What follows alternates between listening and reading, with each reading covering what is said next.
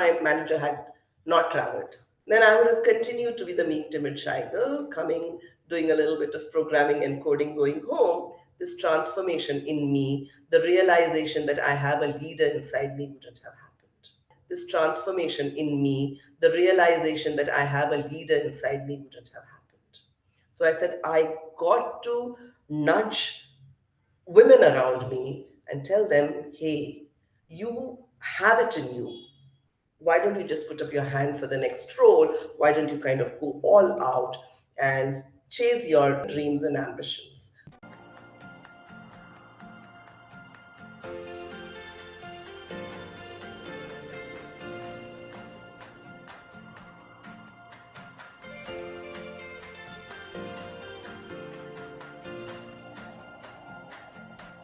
Welcome to another episode of Women Investing in Women. My co-host Robin and I are absolutely delighted to week after week bring you impactful women who are making a difference in this world, not just for themselves, but as they make an impact, they are pulling other women along and they're paying it forward to build a better world. And the beautiful thing about how we build this world as women is we do it together. We do it together. We lift each other up. We support each other and we make space for each other to shine.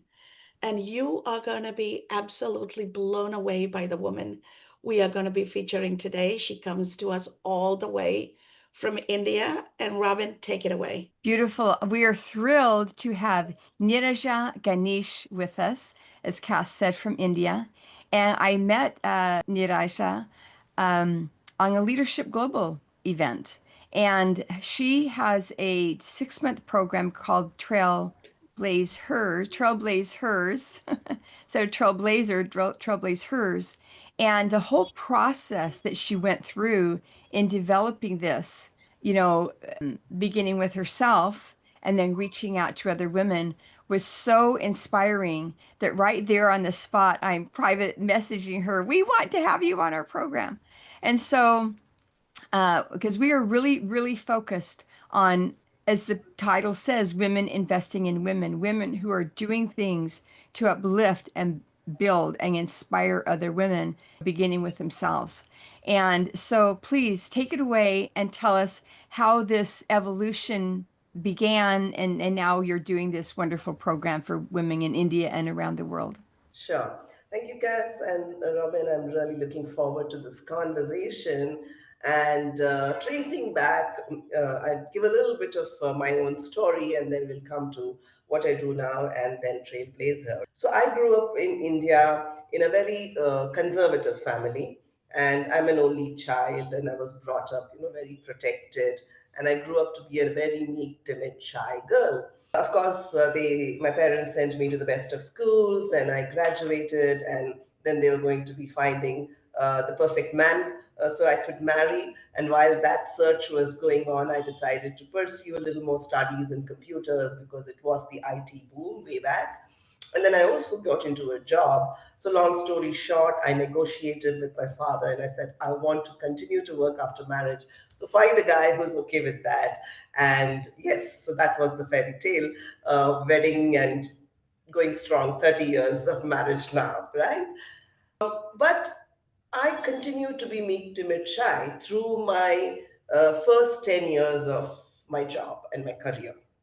So meek that I wouldn't even say a hello to the person who was sitting next to me. And then there came an opportunity because my manager traveled overseas for 6 months and they had to find a replacement. And in those days, leadership was not about all the leadership qualities that we speak about today. It was only about the most technically qualified person. I happened to be that in a team of 10, and they made me a team leader. And I realized that in this role, I can't keep quiet because I need to show up and speak up for my team. I need to be talking to my stakeholders. I need to be fighting it out with my customers when they are not really saying the right things. Our organization was going through a transformation, so I had to really put forth my thoughts to the senior management in the company. The good thing was that I got heard. The senior management heard me when I suggested some changes. And I realized that speaking your mind, bringing your thoughts to the table really created an impact, the right impact, the positive impact. And so since then, I've not stopped speaking.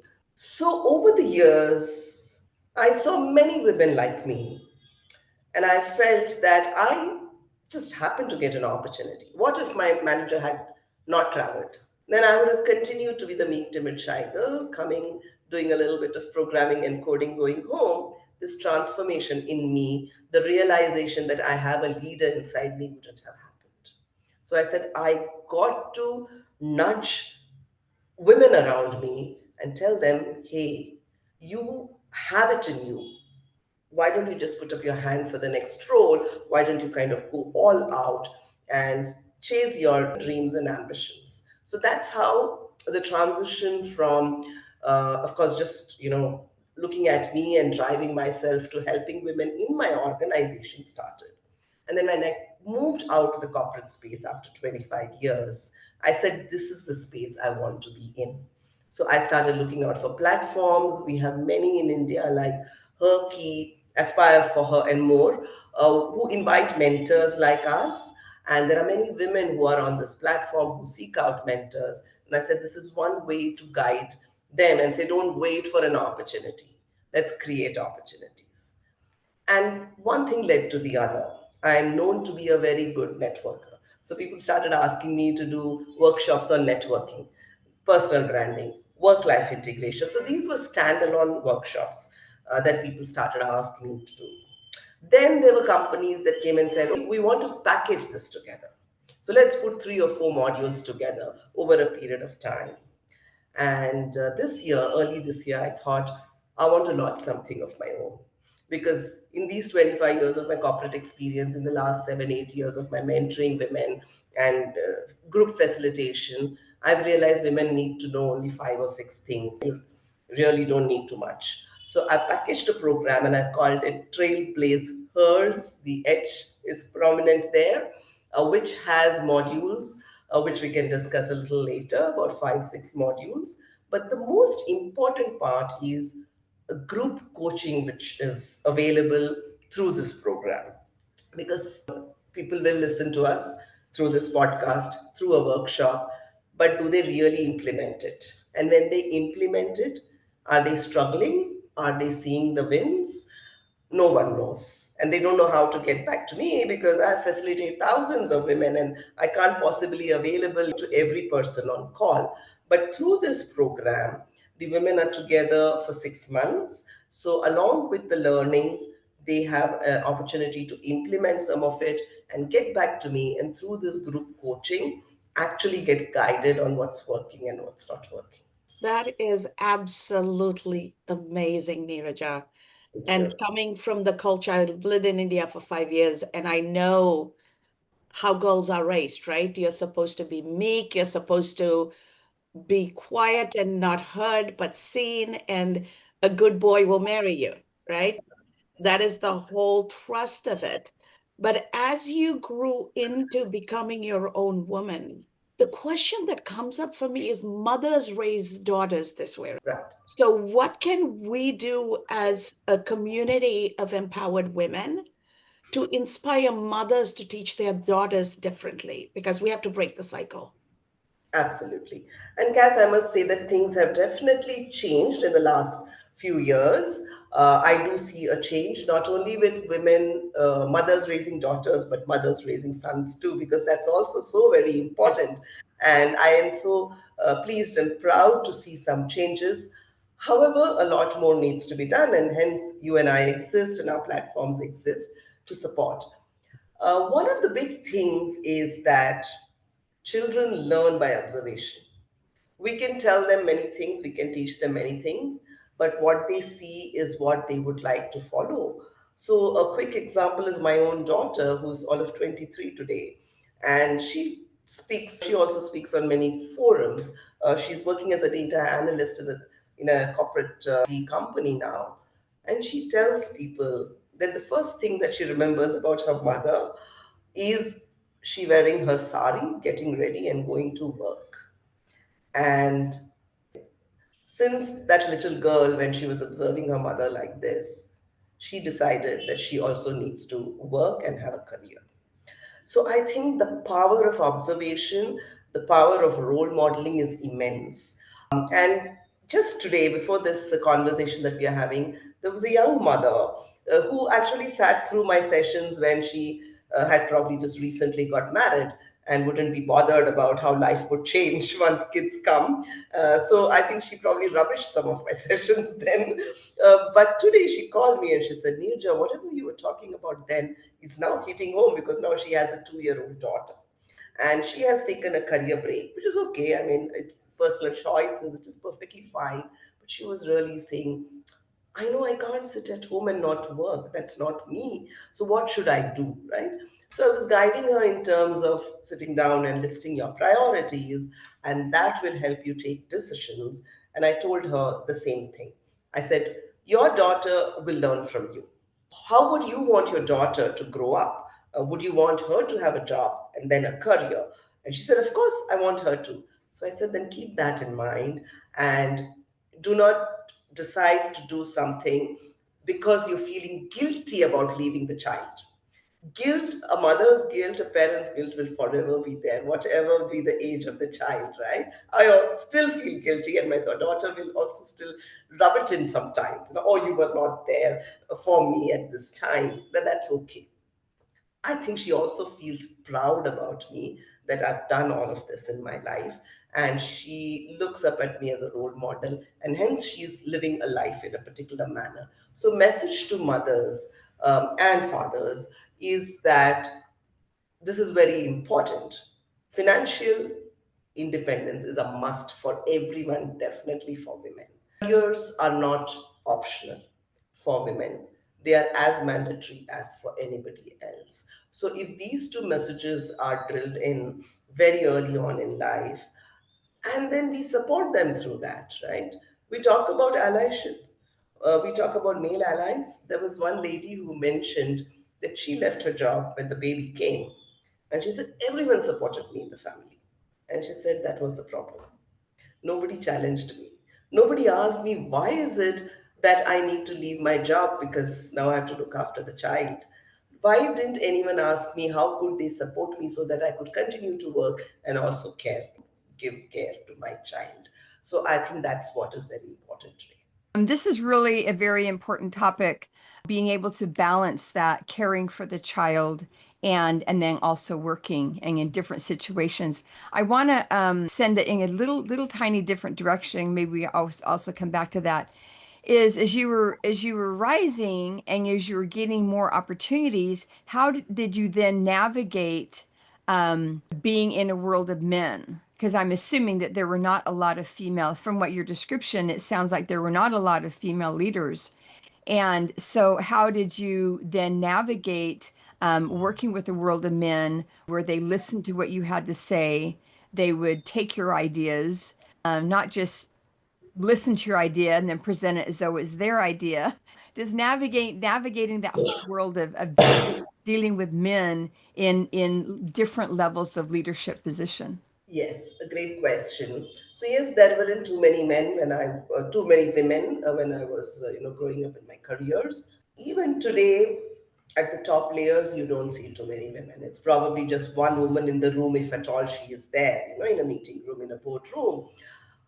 So I think for me, I didn't think that I was a woman. I think that the thing of there is a bias against women, all of that has probably not only come to light now, but because we speak about it so much, there is awareness. So there is self awareness, and then everybody else is aware. But in my days, I don't think I even thought of it. I just went into a meeting room and I said, the first few years I was quiet and then I started talking. There were some good people who heard me and they did action. Yes, one of the biggest changes that was brought about when I spoke for the first time to the managing director of the organization really benefited the entire organization, not just me and my team. So there were those people who did hear. Of course, there will be some who have their own biases. There are certain stereotypes. I remember for my first promotion in the company, My manager came back after the discussion happened in the room, and he said, Nirja, what was told? They said, Neeraja is married to a businessman who's earning well. I don't think she needs the money from the next role. I don't think we need to promote her. So those also happened. But my manager supported me. He fought it out. So I got promoted for the right reasons. So it's a mix.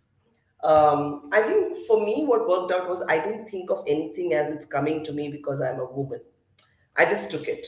And I would reflect on whatever feedback came my way or however people were behaving.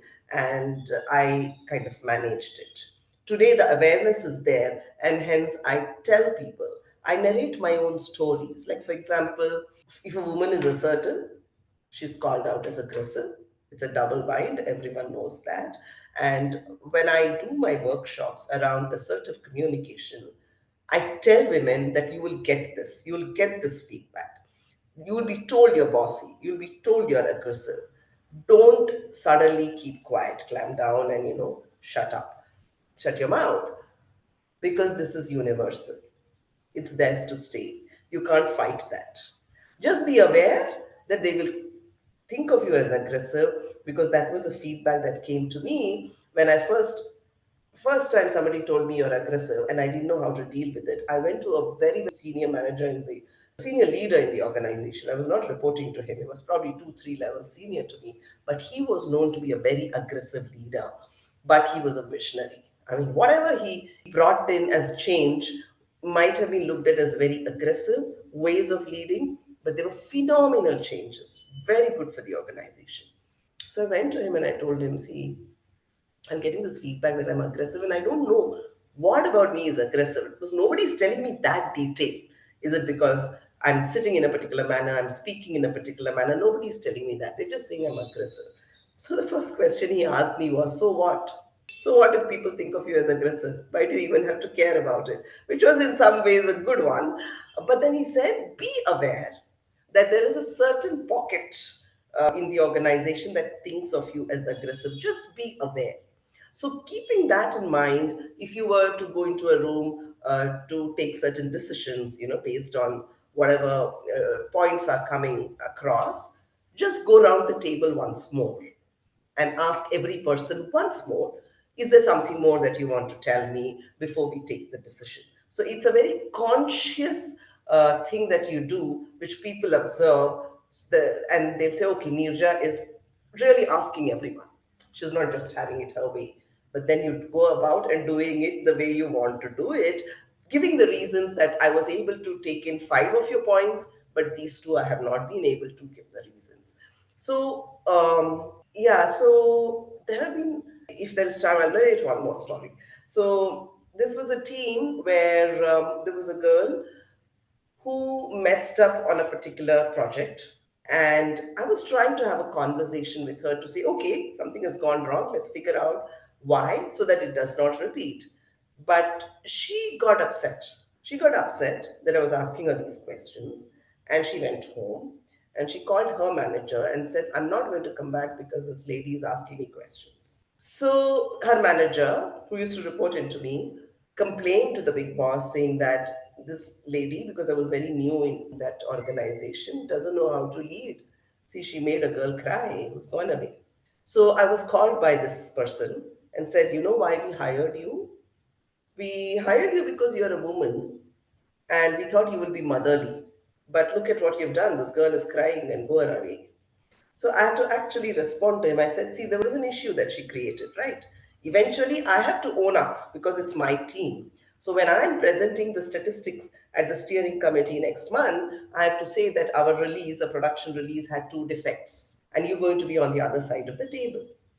Are you going to be fatherly and pardon me, or are you going to ask me further questions? So there have been these things that I have done, and it's been a growth journey from how Nirja was to how I have transformed.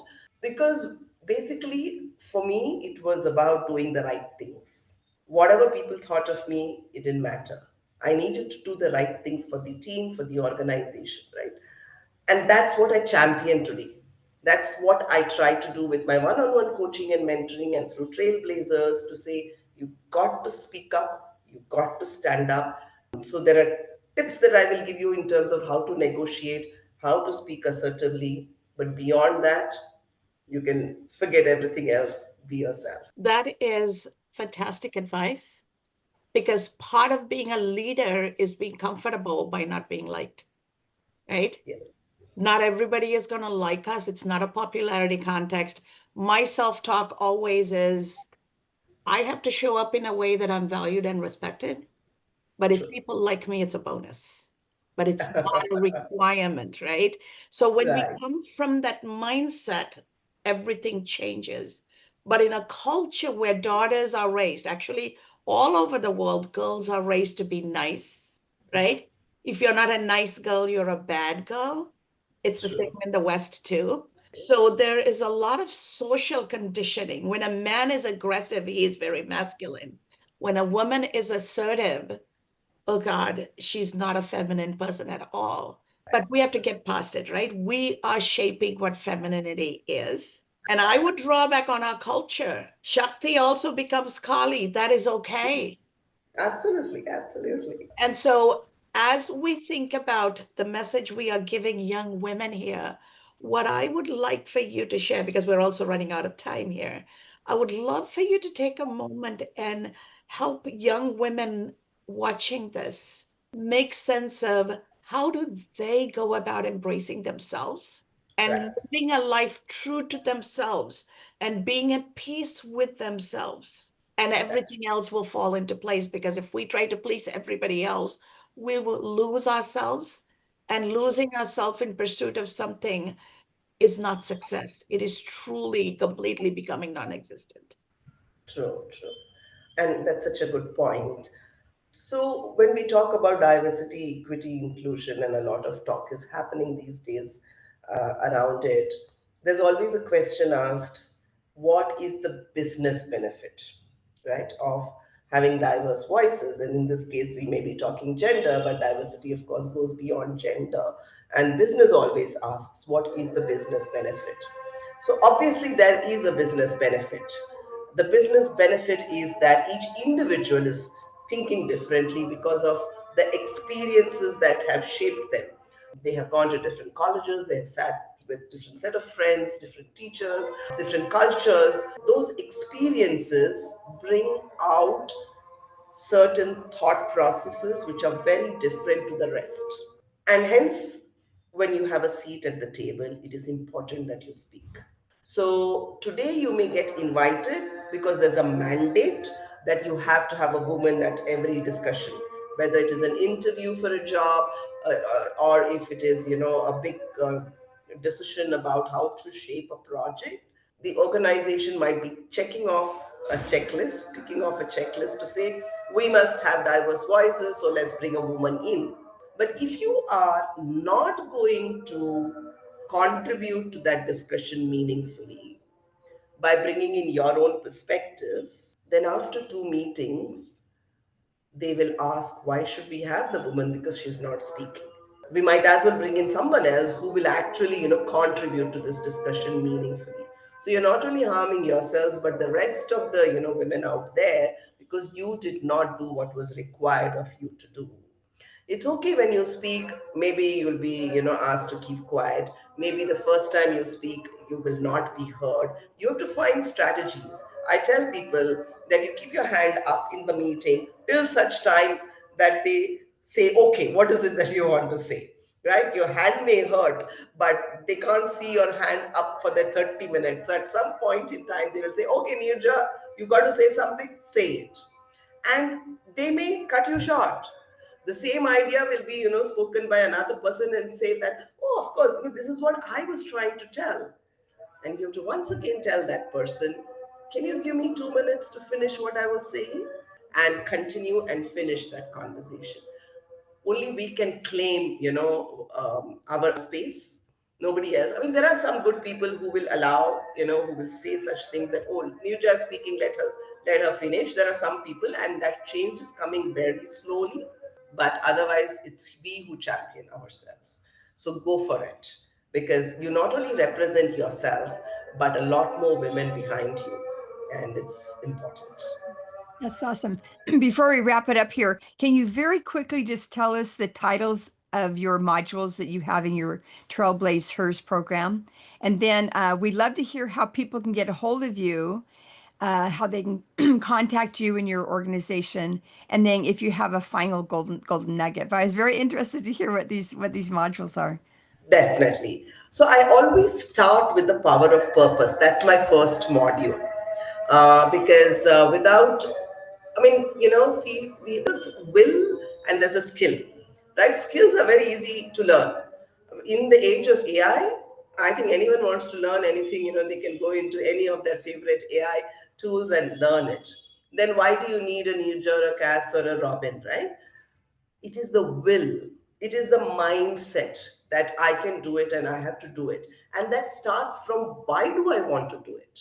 Okay, Nirja told me I have to be assertive, but unless and until you know why you want to be assertive, you will not go and implement whatever I've taught you in assertive communication. So I always start with the power of purpose. That's my first module.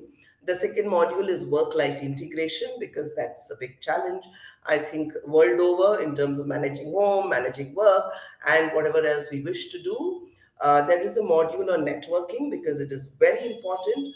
Influencing without authority is what is the biggest leadership trait today, and networking kind of enables that. So, networking and personal branding. And when we talk about personal branding, I also bring in storytelling, because that's a great way to communicate, not only to build your brand, but in any form of communication. And then we have, of course, I spoke about influencing without authority. There are mindsets that I talk about. They say that there is a glass ceiling for women. Now, I will never answer that question. I leave it to the woman to figure it out. But there are mindsets. I think the glass ceiling is here in the head more than anywhere else. So, if we can break that, so I touch upon those mindsets of women, which maybe limit them from growth or enable them to grow. So these are the 7 modules. As I said, there are a couple of group coaching, which kind of strengthens this program. How can they reach out to me? I think LinkedIn is the best way to reach out to me, because I'm always on that platform. I'm a mentor on many platforms, but I think LinkedIn is the best. If they just drop in a note saying that they heard me on this particular podcast, I'll definitely accept that invite, because LinkedIn limits me to 30,000 connections and I've reached there. So every day I create some space in my LinkedIn by removing some of the dormant, accounts that people have connected me with. So I'll definitely accept the request and we can engage and have a conversation. But do drop a note where you heard me, and I'll be happy to take it forward. Thank you so much, Neeraja. This has been an absolute delight, and what an insightful conversation. We appreciate everything you do. We love to continue these conversations and stay connected, because now you are not just a guest who has been a guest in our podcast. You're part of the Women Investing in Women community. So, as a community member, engage as we present other women. If there are opportunities for us to bring you back, do a workshop with you and some of the other women, we look forward to all of the above. And to our Please go audience ahead. out there, Robin and I are absolutely delighted that you follow us, and the work we are doing is helping you, shaping you, and helping you grow into the person you want to be, you need to be, and you see yourself being. So take the lessons and insights Neeraja has shared today. Your mindset shapes so much of you. What you allow to believe and what you allow to think is what's shaping you. So, what if you allowed positive, endless opportunity based thoughts? And remember, you're first a human, a soul who's sitting in a body that happens to be female. When you take that approach, you see the endless opportunities that life could present to you. And you stop putting all of these barriers that comes with the physical presence, because you're more than a physical being. So go out there and shape a world that is right for you, build a life that is right for you, and just be the person you were meant to be.